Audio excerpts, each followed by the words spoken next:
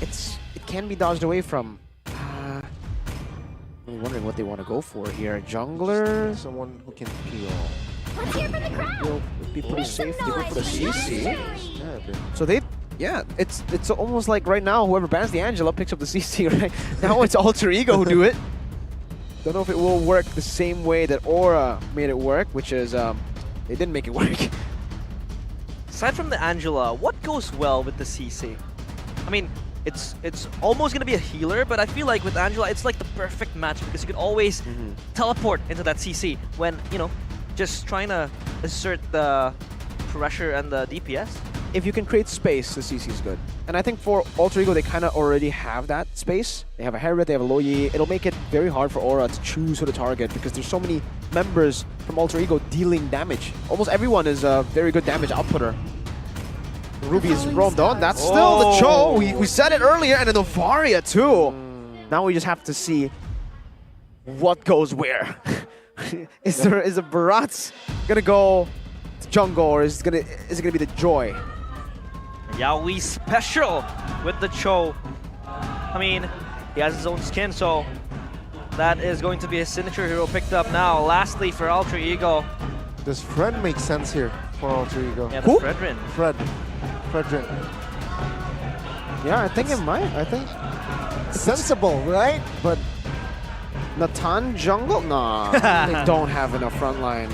they need frontliners. They need someone that can somehow peel. Yes. They don't really have that peel with the front line. Oh my god! Everyone has damage! True. But how do they deal with the, you know, in-year, or will the Red Dragons bite back? It is game number 2. All troops deployed. Aura Esports against Alter Ego. Land of Dawn, here Welcome we go. to And Mobile let's see. Legends. Oh, K Kabuki, weakness finder with the flicker. Now let's see. Yeah, as expected, 2 purifies, but I believe it was not Luo Yi who equipped the purify. It was actually going to be Cece's going to be high, and Wow. Bright opted for the flicker instead. Even though going up against Yaoi, this Cho is going to be very annoying. It is indeed going to be very annoying. You can already take a look at how he's everywhere on the map already. Even Pai chasing him down. And now for Alter Ego, they just need to, you know, stay away from the engages from Aura Esports because they have that engage potential, especially when you have the Joy running around in circles. Yaskiel is just safe and sound behind the backline, shooting away the meteors. Oh, he's slain though. Yeah, I mean, looking at the way that they've been playing this so far, I mean, with the lethal ignition still. Remember what I said about the CC? You need to give them space. They have so much space. Like, why would Aura go for CC in these team fights? You know, they would go for the Herod, they would go for the Fanny. There's no real reason to go for the CC, and that's, I think that this is how you actually make the CC work alone. So we'll see if that actually comes to fruition. I've also been very vocal. I think in past seasons, I think it was season 10 or season 11, when Taz first made his debut in MPL, when he made his Fanny debut. He's the best Fanny I've ever seen back when he was playing in MDL, but obviously a different league. Hopefully, he's not rusty on this Fanny. I would love to see what he was able to do in MDL again, but only on the bigger stage. We have seen his Fanny. Previously, he was very, very good with it. The side lane pressure as well, exerted by him and himself alone. And now the question is, how does Alter Ego really absorb the damage from Aura Esports as they get their hands on that first objective? But Rassi flickers away. Oh, with the flicker, but there you go. Yaoi with the flicker response, and the Way of Dragon will target Rassi and take him down. First blood. This time goes to Aura Esports. Good kick, and forcing Rassi to use his flicker with the objective as well. And so far for Yaoi with the Cho. Oh, a run though against Pai. There you go. That's the Purify there. Daytona's welcome was denied. And yeah, that's Pai and Aran, man. Deja vu from last season. Deja vu. Really curious to see how Kabuki performs on this Roger. The biggest criticism for... Hold up. Fine beats now. Committed. Christ very low. But that's just Gugun trying to choke and somehow trade health.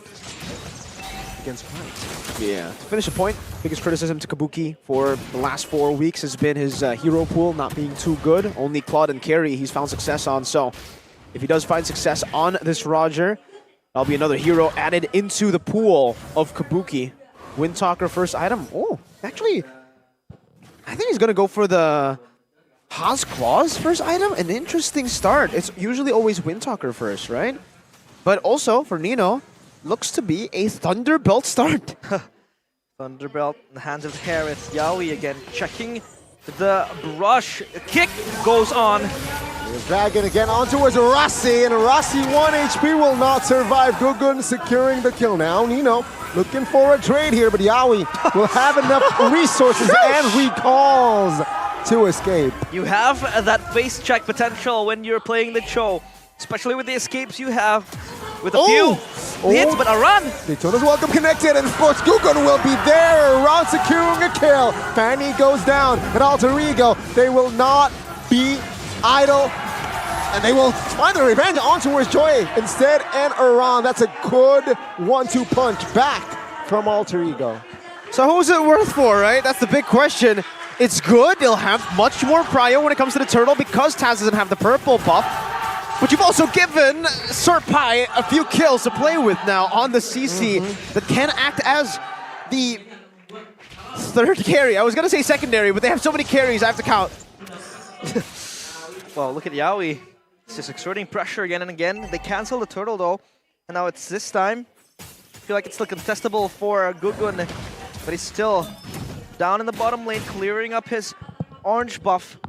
So for Aura Esports, they want to tone down a bit the pressure as they have everything set in their sights. Yaoi also shadowing this turtle, so for Alter Ego, they have to react to the trigger being pulled by Aura Esports. Yeah, no rush whatsoever for Aura. They've already gotten rid of the purple buff for Taz, so it technically will be almost free. They'll go for a fight too here. Want to contest here, Iran securing. Gugun. Oh, the Daytona's welcome, but Iran stuck in the front side of the map. Now Alter Ego secures the kill, traded for that turtle. Gugun this game, 100% still on that objective rate. 2-0 with that objective. The hands of Gugun winning the retry battles again and again. But they lose a run in that process. So it looks like Alter Ego, yeah, a composition full of damage. But when you have to soak up the damage, what do you do? Oh, Yaoi. Purify is there. Shaman Force now committed. Let's see Yaoi. Oh! I'm offended. And Taz with the cutthroat to secure the double. That is nasty. From Alter Ego, Nino just strafes left and right. Taz to the rescue with the cutthroat. And Aura Esports, they're shaky in that mid game. And now the first tier turret is down. Diversion play. Harat is there now securing somehow the space that they need. But Ron is too beefy, man. He will escape, but just walking. The utility Thunderbolt build, I love it, right? At the start of the game, you already deal a lot of damage just with the base damage that you have. Shout out to Super Marco because that was the first time I saw it when I was watch partying MPL PH. He built Thunderbelt, and the slow that you get every single time you use skill 2 with the Zaman Force is so valuable. And technically, we've seen Yaoi caught in that twice. Once, he was able to get out and then recall. The second time, he got decimated by Taz on the Fanny, who got the purple buff. So now Taz is back to online. It's almost like it's a bit of deja vu from game 1. Aura were doing really well up until the 8th minute of the game, where Alter Ego were able to get their snowballing going finally, and now they have a turret down below, so it might have happened a bit earlier this time, but don't count Aura out yet. They have Gugun on this Joy. Seal committed. Now it's a 3v2. Oh! Right though. Oh, soaking damage a lot to flicker out. Gugun now is gonna have and secure the kill on towards Cry. Now Aura, 3 members now in the mid. Flickers out from Yaoi, but Pai is there to deal damage, and no more casualties there. Just right. Kabuki is able to join the team fights, of course. He needs to get his power spikes, his items. But with that collapse, Alter Ego now has prio towards the turtle. Rassi looking to clear away a run. All the damage there is enough to take this dinosaur down. Gugun, though, will not be able to commit and find the perfect turtle as Alter Ego secures the last turtle of the game. And just like that, Alter Ego, 8 minutes. That's the same time frame as game number 1, where they were able to turn get around and get their snowballing that they were looking for from the early stage of the game. Wow. What is it with Alter Ego and the 8th minute? Indeed, 8 minutes is the sweet spot for them to activate their power spikes and also just turn the game around. I mean, a lane swap already happening for both gold laners as the tier 1 turret is down, so Kabuki needs to farm more. He really does. It's deja vu, right? He's waiting for this power spike still, and has already technically hit his power spike. But now, an invade here. In the purple now, Taz looking for a kill. Does not get it yet.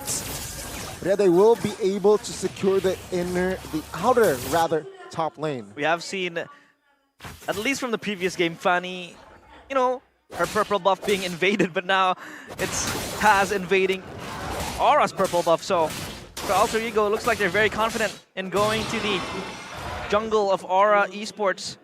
But so far, for Alter Ego, they have both side lanes, they have both, or even all 3 tier 1 turrets taken down. And let's take a look at the damage dealt by Gugun, though. He's the most damage dealer, so there's still hope for Aura if they can activate Gugun and just running towards the backline. but now, Hino's sustain is insane. He can actually just face the Joy head on. Not care. Oh, tried as well. Already winter truncheon. I'm just gonna look back real quick to see the items. War Axe and Brute Force still same itemization for the CC as we saw in game number 1. Nino, player gold, number 1 on the board, and then followed by Taz, then Pai, and then Kabuki. So 3 Alter Ego members atop the player gold stat here. Indeed. Now they march towards the Lord Rassi with the pull. Aran stuck in the rock and a hard place.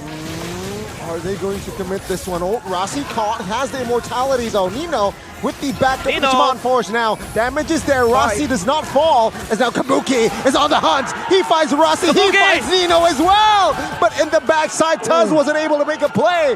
Double for Kabuki. And let's see now, Aura, they have the response. Yaoi quite low. Kabuki looking for another kill in Pai as Pai will fall and Gugun finds a shutdown. The werewolf is online. Shows his fangs and spreads his fur as Aura Esports now tipping off the scales as they try to get this Lord in their own hands. Completely free for Aura. They'll take it. What a fight by Aura. The way that they were able to layer their skills in that team fight was phenomenal. Understanding which target to go for first there. A little bit of an overextension for Alter Ego, who had the gold lead, who had the time to play around. They really didn't need to go for a full-on fight, but Aura kind of forced them in that situation. And now we're back to even again. But take a look at this little diversion play up top. They're looking to clear it out before Aura can even react. Now all of them spotted out. Aura only now making a move up top, but it might be too late because the Lord will be very, very low. They won't get much with the Lord because of how low it is. Pull from Rassi though. They will try to jump towards Aran.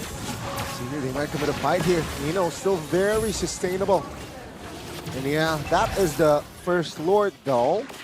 Granted, but of course Kabuki is doing work on the bottom side of the map. Cross map play from Aura Esports. I mean, yeah, the diversion. Lord wasn't even able. Oh, Yaoi though. Oh, diversion and conceal! Taz is there to secure the kill. And that is another great response from Alter Ego. Oh, I was about to say how Aura Esports was able to get a cross map play even after that Lord not being able to reach the final third of the map, but Kabuki just getting caught on with the diversion play. Again, Alter Ego is so sly, making these diversion plays and gangs from behind. And now they're back again. Back to almost even again. You can see the real-time victory rate just go swing back and forth, and this is the Kumar Bush, the notorious Kumar Bush. It is being occupied by 3 Alter Ego members. See, again, the real-time victory rate jumps back. It was 46%, now it's back to 49% of 51. It's going to go back and forth continuously here in this game. 7-7, it's as equal as it can be. So, when we're in this kind of situation, let's talk about the late game. Let's talk about how both these teams scale. And honestly, both of the teams scale pretty well. The only concern for Alter Ego may be the frontliners for Aura. Aran. He can lock people down with the Deathless Welcome. Oh. So Does he scary. read it out? No, he doesn't. It's very, very scary. But yeah, the main concern for Alter Ego may be in the later stage of the game, Aura might be able to withstand their damage, and that is definitely going to create a big problem for them. But in terms of damage output themselves, they're very happy. 5 people down below just waiting for someone to walk up, anyone really. Even if Iran, oh, they're moving together. They're moving as a unit indeed. And yeah, that was the question we raised before. How do they soak up the damage from Aura Esports? But when you can just deal the damage early and you can just cut through the frontliners of Aura Esports, you don't really need to soak up the damage yourself. And so far, with the diversion plays, it has shown that they could really, number one, pick off the players of Aura Esports, and second, just dish out the damage needed. And our Lord has spawned again for both teams to contest and fight for. So, who has the advantage now, right? You know, Power Spike, hold the crystal. Right on time to let me know. But any members down below. Oh, Yaoi. Oh, good dodge away. Misses. I'm offended. Yaoi! Oh, flicker. Way of Dragon as well now. Rossi will not fall. It's Wow. actually going to be Yaoi now being the casualty. Iran soaking damage. Daytona's welcome will take down Crike, but Iran will be betrayed. Gogun falls as well, and that's Alter Ego again. Taz jumps in looking for blood, but Kabuki will be able to escape. Still on the knife's edge. That was a very good dodge and re-engage from Yaoi, but he just did not get the follow-up needed. The damage wasn't there for Aura Esports to clear up Alter Ego, and now they have the kills. They have the Lord on their hands. So the concern is real for Alter Ego, the front line. If the front line is there together with Aura's backline, they're actually going to struggle to beat and melt the front line before Aura's backline do the same to them. But that's why they actually just change a bit of their execution. They no longer go for the full fights in one spot. It's Taz who goes behind and zones Yehezkiel technically by trying to assassinate him, forces him back, and forces him to maneuver back and forth through the walls to deny a possible assassination attempt from Taz. So very well played by Alter Ego. They're able to split up the map, and now there might be another attempt at an initiation. Yep, Iran now being the front liner. Winner's Russian committed, already triggered, but the damage will be enough to take him down. Now Alter Ego 5v4 will definitely zone away most members of Aura, and they will grab the inner bottom side of the map. So much damage dealt by Alter Ego. Gugun still running around though, looking for something. Just a bit of a taunt. And now we take a look at the items. 2C halberds built up by Alter Ego. One on the Fanny, one on the CC, both having a 1,000 gold lead. Almost 2K for Pi. But for the side of Aura, it is Novaria who holds the lead. And I can't even call it a lead for the Roger. It's only 200. Trying to scan the items here. Divine Glaive being built up by the side of Nino. Meanwhile, no Thunderbelt, no Endless Battle for Kabuki. He just wants to go for pure damage, and now, well, actually more attack speed and kind of on hit, technically, with the DHS as well. And the Haas Claws. Oh my god! Oh my god, divergent play, this is huge! Kabuki quite low, but Cry is also low. Gugun now will be able to escape, and that is Aura just dodging a huge bullet. And that is the diversion place that Aura Esports needs to be wary of, because Alter Ego could always pop up from your backs, slithering like snakes, trying to just chomp down and melt the players of Aura Esports. Thankfully enough, Kabuki was able to run away, so did Gugun with that low HP and no casualties being able to be taken down. These diversions are really going to mess with Aura's heads, man. At some point, they're going to be confused. Okay, there's a diversion right behind us, but there's no way they'll take it. And then Alter Ego take it. And then they kind of have subverted the expectations of Aura to a point where Alter Ego can control and dictate the fight again and again. Kabuki has a rose gold now, so he'll be able to withstand a bit more damage from Krite and Nino. Technically from everyone once that shield gets procced, but the damage output is still real for Alter Ego, and the way that they can approach these team fights is still quite crazy. They have so many angles to attack around the map now that they have so much more map pressure. Meanwhile for Aura, the real way to victory now with the Novaria, the Roger, and that front line is to try as much as possible to front to back it. Have to be able to do that, but Pi is really just taunting with the DPS. He's trying to push back the members. And here we go with Taz and the Fanny. It's always going to be activating those side lane pressures, like how we talked about, almost like how he was able to play it previously. That Alter Ego pick up with the Fanny, and now they have their sights on the Lord. It's just going to be a run close to the proximity. How do Aura Esports approach this? Do they leave it just be? Because Yawi is looking for a flank angle from behind.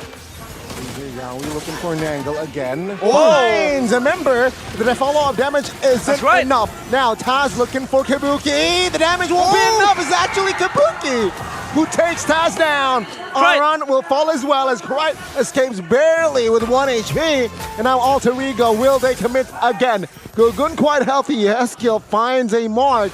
And that will be enough. As Taz is down, Alter Ego will have no retribution. A worthwhile trade. They got the jungler from Alter Ego, and Aran was the sacrificial lamb, but you can see how Yawi was targeting his eyes on Krite, kicking him back. Thankfully though, the Truncheon was able to save him, so this is gonna be still a 50-50 Lord for both sides. Oh, and Yawi gets chunked. Alter Ego have that TP. Oh, we have Dragon used. Trying to reset it. Gugun now looking for a kill in the backside! Gugun finds the double! Now Kabuki also in wolf form looking to make another kill. Does not get it just yet though, but that will be enough for Aura to take a breather. What the hell is that damage from Gugun? And again, the frontliners are not enough to try to sustain the damage. The burst from Gugun is just way too much, and positively, of course, Aura will be able to secure this Lord. Aura and Alter Ego have beef with the real-time win probability. Every single time it comes up, it said 69 to Alter Ego, and then Aura made the play, and Aura said, nah, not 69. It's 69 to us now with the Lord. An amazing game right now for both, but for Aura, they played it super clean. Gugun! What the heck? The timing, man. This guy's so good, man. Like, every time you think he's just utility, you think he can play the Nolan, and he pops out with a joy now. Let's see how they make use of this Evolved Lord, because in game number 1, when Alter Ego got that Evolved Lord, it ultimately ended with them taking the game. Now, Aura have a chance to do the same thing to equalize this game. And look at how confident Yawi is, just stepping on the edge of the base of Alter Ego. They're looking for something. The 3 lanes are all pushing, but the waves has been cleared. Taz looking for an angle. Not really getting anything in that regard. We will claim the first base turret of the game though. Oh my goodness. Taz quite low. Wave Dragon connects and Taz should fall, but no! Nino with the Shaman Force will be his teammate. Will help his teammate. It's now Gugun and Yawi who were punished from that 5 diversion play. Will it find a mark? Not yet though, as Alter Ego will have to reset also Aura as well. Alter Ego hold the line. 2 important kills towards Gugun and Yawi, and again, dead even for both teams. Get the real-time win probability back. I think it favored Aura. That's why Alter Ego won again and took it back. Both teams hate the real-time win probability, and that's for a good reason, because we have a great game on our hands that is completely 50-50 back again. Now it's more favored to Aura still though, because they were able to crack 2 base turrets and even deal that much damage up top. I think just a tickle away from it being destroyed. But remember, Alter Ego, they can always just gamble and take a big fight with that diversion, the TP. That has been a good tool to find the creative angles to initiate and flank. But if Aura can utilize this Astral Echo properly, it'll still be very tough for Alter Ego. And even in the late game, man, Gugun's damage, you cannot ignore it anymore. Look at this. Almost single-handedly took 3 members down. Yawi got the pick, and then Taz bought Immo, by the way, during that kick. Gugun also bought the Immortality, but unfortunately could not withstand being amidst 4 members. Oh! Was this a mistake? Oh my god, Krite actually the first one to fall alongside Pi, and now Aura will find the collapse. Taz will lose his mortality and his life as well, as 1 by 1, Aura will take Alter Ego members down to its grave. Rassi will not survive for long, I might be wrong, but yes, Aura now will focus down the mid. Rassi and Yawi going at it. A passageway towards hell. They're still playing around. Yawi is just taunting Rassi. He's not letting him recall. Not Yeah. letting him recall indeed. But the crystal hold in up. their eyes. Let's see, Winner's Crunch and Nino trying to hold on, trying to clear, but the damage will not be enough as ladies and gentlemen, welcome to Game 3. A diversion play that embodied what we call Stairway to Hell, because that just brought Alter Ego towards decimation.